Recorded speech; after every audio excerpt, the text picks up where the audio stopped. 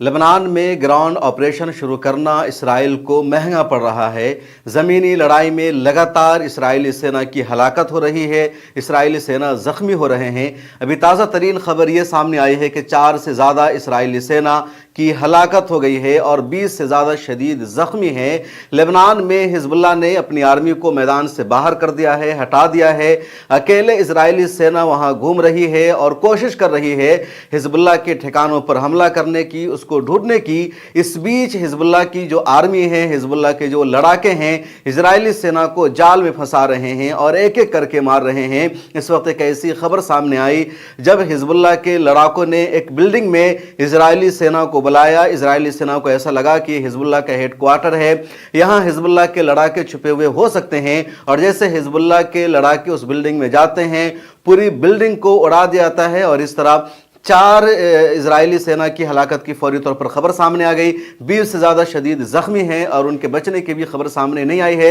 ये report Israel के अखबारात और इजरायली मीडिया में ही सामने आई है। इसके अलावा और ज़्यादा इजरायली सेना में डर और खौफ बढ़ गया है, क्योंकि बैरूत से सटा हुआ लेबनान का जो एरिया है, वहाँ इसराइल ने ग्राउंड ऑपरेशन शुरू कर दिया है। इसराइल को ये लग रहा है कि यहाँ हम हिजबुल्लाह के लड़ाकों पर काबू पा सकते हैं, उनको मार सकते हैं, लेकिन ऐसा लग नहीं रहा है। जो एक्सपर्ट है वो भी कह रहे हैं कि 2006 में भी इसी तरह हुआ था, क्योंकि गज़ा पट्टी की सूरत हाल से लेबनान की जो ज़मीनी सच्चाई है वो मुख्तलिफ है।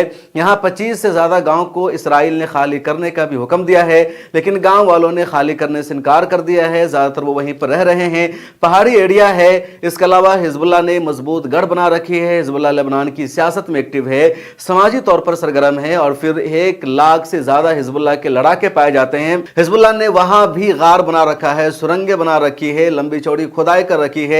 ज़ेरे ज़मीन हिजबुल्लाह का पूरा सिस्टम मौजूद है।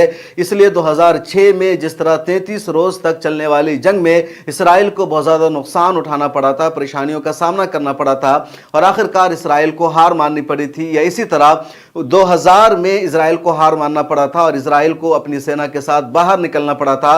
लेबनान का कंट्रोल हिजबुल्लाह ने हासिल कर लिया था।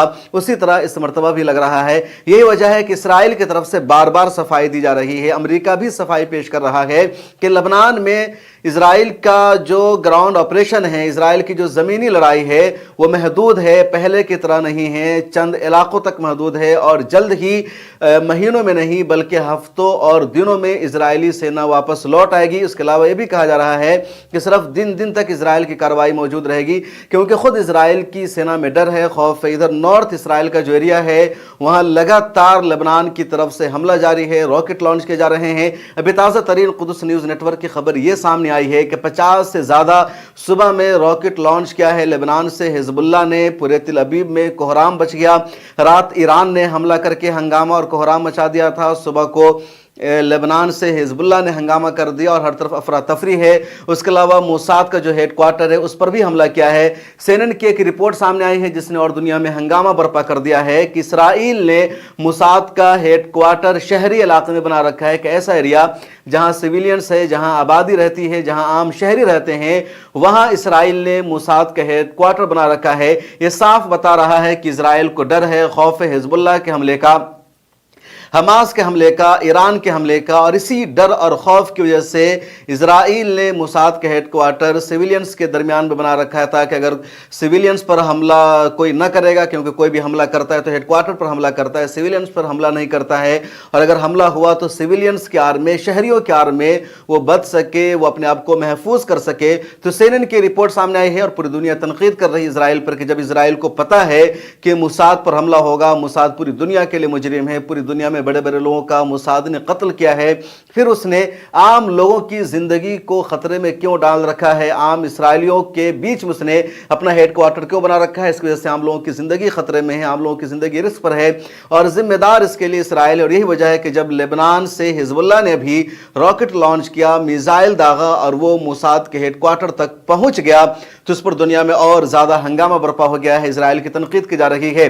तो रॉकेट लॉन्च करने का सिलसिला भी जारी है। कल भी लेबनान लेबनान से हिजबुल्लाह ने 100 से ज़्यादा रॉकेट लॉन्च किया था और इसराइल में कोहराम मच गया था। और इधर अब लेबनान में जो इजरायली सेना है वो खुद हलाक हो रही है, मारी जा रही है, और दोनों तरफ गज़ा पट्टी में भी इजरायली सेना लगातार फंसी हुई है।